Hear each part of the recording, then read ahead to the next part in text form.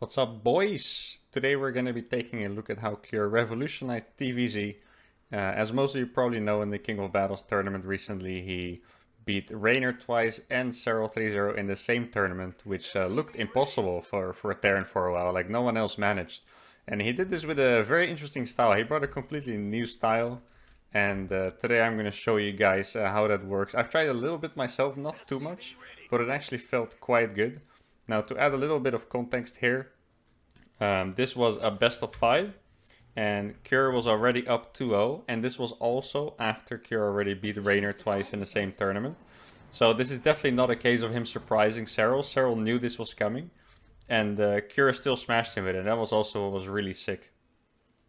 One thing I do have to add is that this is more a style thing and not necessarily a build order. So you can do it from most builds probably. In this game I'm going to show what build Cure did and did for most of the games, I believe. But you can definitely adapt this to other build orders as well. It's mostly about transitions and stuff like that, so I'm going to show you guys how that works. The way Cure mostly likes to play is he starts very economically with a 3cc. His camera movement is really annoying. Let's just observe myself. Let's not be lazy. He mostly opens 3cc, very economic, and then goes into... It's a bit different from Maru. Like maybe you guys watch my recent POV analysis videos of Maru, where Maru he does an early game attack and he's very passive. Cure actually goes really ham in the early and mid game, like he sends attack after attack. And in the late game, he actually plays similar to Maru, where he takes it easy and split pushes and stuff. So it's kind of like a hybrid style, like very aggressive at the start, very defensive later. So that's going to be very cool to see as well. And now let's try to copy some of the moves a Cure made. It's like I said before, guys, this tournament has been absolute goldmine in the King of Battles. So many amazing VODs to watch. And this style, I feel like a lot of people already tried to copy it. It almost, I don't think it's quite the new golden standard of TvZ. But I don't know, it definitely might get there because it's very cool. So far this is just a random, or not a random, a standard Reaper Expand, Reaper Marine. Gonna block the third with the SCV Scout. This is just an optional move. You don't have to do that with any builder. It's just, I don't know. It's one of those moves if you want to be annoying, you know. I don't like doing this because Zergs go 2-base Muta a lot, so it actually doesn't feel too helpful in that case, obviously, since they don't want to take a third base that fast. Some basic Reaper harassment here. I believe Cure actually loses the Reaper in this game, which would make for perfect YouTube content. There we go, just as I was saying before, the really fast 3cc. So I don't know how long this delay was, maybe like 30 seconds or so, 30-40 seconds delay on that third base, that's pretty good. Here we go, welcome to YouTube Mr. Cure. And this is what I meant before when I said this is the build Cure usually does. Is that Cure really likes to, instead of going for the fast starport, he gets the second barracks. Just off of one gas. Like normally 3cc is still off one gas at this point. But if you do a standard 3cc, you would get your starport now and a second gas. But Cure is going to make a second barracks instead. And then the second gas, so obviously you still need the gas. It's going to make a bunch of Hellions. And so far this is still pretty standard. This doesn't have to be a specific style. This is just, you know, could just be the build you copied a year ago. Third gas as well. I'm also trying to learn a little bit with you guys, because I did this build before and it worked out, but I feel like it's kind of complicated for me. So I'm trying to pay attention to the builder a little bit once again, especially to the gas timings and stuff. So you get 3 gases, and then you get the starport, alright. Just to make sure, guys, I had to purchase this replay from Alpha X, so I'm not allowed to share it with you guys, but you guys can purchase it yourself on the Alpha X King of Battles match arena. So basically what this build is, it's like a 2-on-1, like a very delayed 2-on-1 with a third command center and with an extra gas. Now, I'm sure we're probably going to see pretty soon what that extra gas is for, because right now I'm not completely sure yet. But, you know, keeping the follow-up that he's going to do in mind, I'm pretty sure we're going to see fourth gas as well. So he's on 2 barracks, 1 factory, 1 starport, and there's the 4th gas already. Keep that in mind, guys. Very gas-heavy strategy here. And then here, this is what I was talking about, guys. If you haven't watched Cure's games, or if you just haven't watched StarCraft in a while, this is probably going to blow your mind. He's on 2 barracks, and then he adds a factory and an armory. No E-base, no 3rd barracks, no 4th and 5th barracks. And that's actually why he needed that extra gas. The gas were even faster than I thought they should be, to be honest. But yeah, that's actually how fast you have to take your gases. So he's going to be on 2 barracks, 2 factories, and 1 starport here. And now in about 45 seconds, you're going to see what this is for.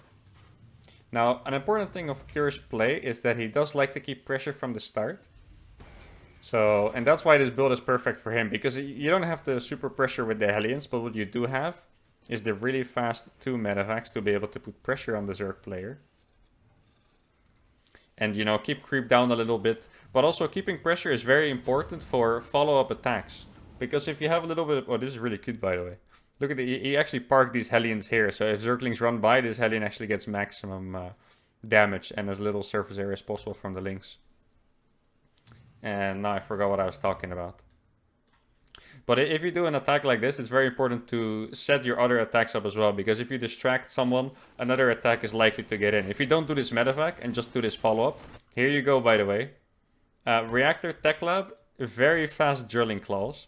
And I think you guys can kind of see where this is going already. Basically what this is it allows Cure to do like non-stop, really efficient attacks. Because it's really hard to defend drilling claw drops without, yeah, I know, just in any case of the game really. Because they burrow very fast if you don't have a lot of units. Or like maybe even banings ready or whatever counter you want. Drilling claw mines are very likely to actually blow up your drones. So then... just because it's really confusing, I know. So I'm gonna look at it once again. He has 2 barracks, 2 factories, then the armory, and then the 2 E-base. And this, I know, this is like completely different from what you guys always see in TvZ, but it is pretty crazy. But because he started with the 2nd barracks, he does have a decent amount of marine salt, already 20.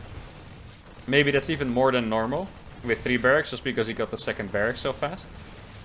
And now what he's doing with this drop, he's just clearing a bit of creep. He's putting pressure, and like I said. Perhaps most importantly, he's setting himself up for the follow-up pressures and drops. Here you go, you can see those mines already. You see how fast he has those mines? Those are 5 mines that are going to have drilling claws when you drop them. And here you go, first mine is going to go out. He is actually still on 2 barracks, guys. It's 7 minutes in the game, and he's still on 2 barracks. Here we go. After he sends the first medevac out, he's going to add 3 more barracks. Still keeping this around as well, despite the medevac being low. Despite there being no combat shields. Note that the combat shields was actually late, and I'm not sure if that is intentional. But if you do try this build order out, and you do notice that you run low on gas a bit, that's probably why he delayed combat shields for a bit. So this is what I was talking about. Drilling claw mines burrow faster, but they also shoot a lot faster. And here you can see it's already really annoying, you know. Even if he's doing it very well, he lost 2 drones only and a bunch of drones. Having to do this early on is very annoying. As you can see, there's nothing mining here because he pulled the drones away for a while. Had to deal here as well with the drop. And the drop coming in here too. And you see, I'm observing and I was even too slow to see this. Another Widow Mine drop. As you can see, he had so many Widow Mines, he already lost like 5 and he still has 6. And this play is also... it seems to be really good against Mutalisks, because you would wonder, like, wouldn't the Mutas just shut it down? But it seems like it's kind of the opposite, where the Mutas are forced to stay home all the time. And Cure managed to get everything else he wants up really easily. Like his 4th is already halfway done. And Cure hasn't even been touched yet this game. The only thing I do notice is that the Marine count is actually kind of low at this point. Like before, 1 minute ago, 130, it looked good. But now his army is not that big, because these are all still busy building reactors. So that could be a potential weakness. I don't think it is, but it could be. So as you can see, just keep suiciding in those drops. That one actually shot into the gas, I believe. That's unfortunate. And that's just what it is, guys. It's just like a mass pressure build.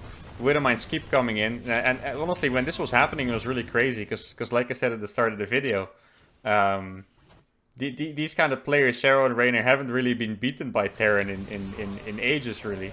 And then Cure comes along with a build. That's honestly crazy, like a 2-2-1, I guess, 2 barracks, 2 factory starport, and just kind of owns them, which is honestly just insane. Because in my opinion, StarCraft is pretty figured out when it comes to build orders. Like when someone actually revolutionizes a matchup, makes a new builder, that's crazy. Like either it has to be a lot of luck or just the biggest brain ever to actually make that happen, right? And now you can see Kira's already taking his 4th base. 4th Widow Mine drop going in, I believe. And see how fast they shoot. Those mines actually both got a shot off, which is pretty nuts. Even that one got a shot off as well. Now this game, most games I saw, Kira actually didn't take any counter damage, which I think is a good benefit of this build. Yeah, you put so much pressure that they don't get time to do counter damage. Well, this game, Serral actually did counter damage, so that's cool. So, I don't know. If you do this build, you're definitely going to mess up at some point, so for learning's sake, it's nice that Kira actually took some damage here. As you can see, he's also not macroing perfectly. 1k, 600 in the bank. Just like my YouTube videos, guys. I'm teaching you guys something while making mistakes, so it's more relatable, you know? Obviously, I make all the mistakes on purpose. I would never actually make a mistake, as you guys know. So then at this point, he's going up to 8 barracks. He never makes any more factories. Just a quick tip for adaptation. I did notice if he plays against lurkers, he will lift this one off and make a tech lab and a 3rd factory, and he will go 3 factory siege tank to deal with lurkers. So keep that in mind if you struggle with lurker play a bit, or maybe if you notice your opponent goes lurker, so you want to try it out, you could totally try out the 3 factory tank style. And now it's kind of over, you know, like I said, it starts really aggressive and then it's defensive. So Kira goes mine drop, mine drop, mine drop, blah, blah, blah, blah. And then he's completely set up, and then all of a sudden he's really content. He's not sacrificing anything anymore. It seems like his plan is just to do so much, you know, be so aggressive that you don't get bothered in your own building and stuff, and get your setup gone. And then he's fine. Like right now, he's not doing any harassment anymore. He did what he wanted to do. He has a setup. He has his double sensor tower and 4th base, upgrades, barracks, everything going. And that's all he wanted. And now he's going to stop dropping. And now he's going into like the Maru territory, where he just plays that passive late game. Also seems to feel very comfortable in it. Now, he did have a good Muda defense in the games he played. So I kind of wonder if we're going to see some of that setup. It's interesting that he actually kept 2 mines there, despite not really being threatened by the Mudas prior at any point. So it seems like he does put an emphasis on like blind Muda defense, I suppose. And similar to Maru, he's not in a hurry at all to take the 4th base. This actually seems to go, yeah, pretty slow. Like this base, or 5th base I mean, I'm not sure if I said 5th base. He doesn't take the 5th base very fast. He takes his time, just wants to set this up. And it actually makes a lot of sense. A lot of times what I have, if I take my 5th base too fast, I kind of split my SCVs around. And none of my mineral lines are really saturated unless I really make a lot of SCVs. And it kind of lowers my income. So from an income point of view, it definitely makes sense to not take those extra bases too fast. And especially from a defending point of view. Like it's really hard to defend all those bases from like, you know, counterattacks, mudas and whatnot. So let's see, always has 2 mines here. Besides that, not too much defense, just some mines and turrets, that's it. Nothing too special so far. And like I said, very conservative with his army. Doesn't push anywhere yet, doesn't drop anywhere. Just sends some of his reinforcements back to deal with the mudas. 3-3 on the way. And this is also when I started to think, when I saw Kira and Maru play from my POV analysis videos, right? Is that they are actually very content to not do a whole lot when it gets to a late game. Like they're pretty fine with Zerg having all of this, you know, ultras, ultra upgrades, 3-3, whatnot. They don't mind if the Zerg gets that. They're totally fine with that. Oh, look at that Widow Mine. Okay. Good micro from Serral. Still a pretty big hit. And now he takes his 5th base. Still hasn't pushed yet. So I do start to wonder a little bit when like the timing is to push in Kira's case. Because we remember Maru just had like the 2 armies, but so far Kira has like... he does keep units at home, but not as much as Maru. So I feel like Kira actually wants to like push more than just split his army. Like he's actually trying to push and then he has a bunch of army at home. Just to defend the run by in any case, so that's a small difference with Maru. Also, somehow he's managed to build up such a big bank. Like, these trades are not actually insane, guys. Being 2k ahead in trades as Terran, that's not fantastic. Now, let's not forget a lot of it is drone damage, of course, so that's more valuable. But I'm not sure how it comes that Kira is so rich, because when I play, I'm usually the poor one, and I don't feel like I'm bad at macro. So maybe it's actually just that perfect tempo of taking the bases, you know. Getting your 4th base fast, getting your 5th base slow. Now his 3-3 is gonna finish. Let's see how he deals with this counter attack. He does have some random mines all over the place. Lovely shot with those drilling claws. It does seem like Cure pushes like the last base, you know. He never really wants to push to the middle. He never tries to end the game. He just wants to push to the last base, try to deny a little bit of that mining. And that's all he really wants to do. Like, he wants to kill this base. Yeah, I mean, Zerg would never take these bases, I imagine, or this one.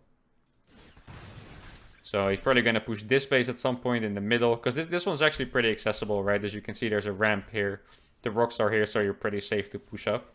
And that's exactly what it's going to do, it looks like. He's going to push up here a little bit. Let's look at his army splitting at the same time. Also been making mines the entire game, like, quite literally, actually. Since like 5 minutes or something, I don't know, it's pretty crazy. Getting those upgrades right after the 3-3, I always forget those for a while. So yeah, here you can once again see that difference between Cure and Maru. Instead of splitting his army in two, he has one massive army. And one army that's just designed to stop counterattacks of some kind. Like, he doesn't want Mutas to fly in. It's like 25 supply. And here is like the other, you know, 100 and whatever it is. Probably about 100 supply here. He also always decides to go back when he's being harassed by Mutas. Like, it doesn't seem like he actually takes the base trade. Like, when he can go back, he will always go back. Like, he doesn't want to get in that situation where you base trade and you might walk into bailings with your army, like, at any case. Maybe if times were more desperate, you know, if he had a worse eco. I mean, not that his eco is exactly booming with 54 SCVs, but maybe if he had less eco, he would consider actually, like, base trading against those Mutas. But so far he went back every time. Now here there's probably no way he's actually going to go back, but he always has those 2 mines here. That's very cool. And 4 turrets up as well.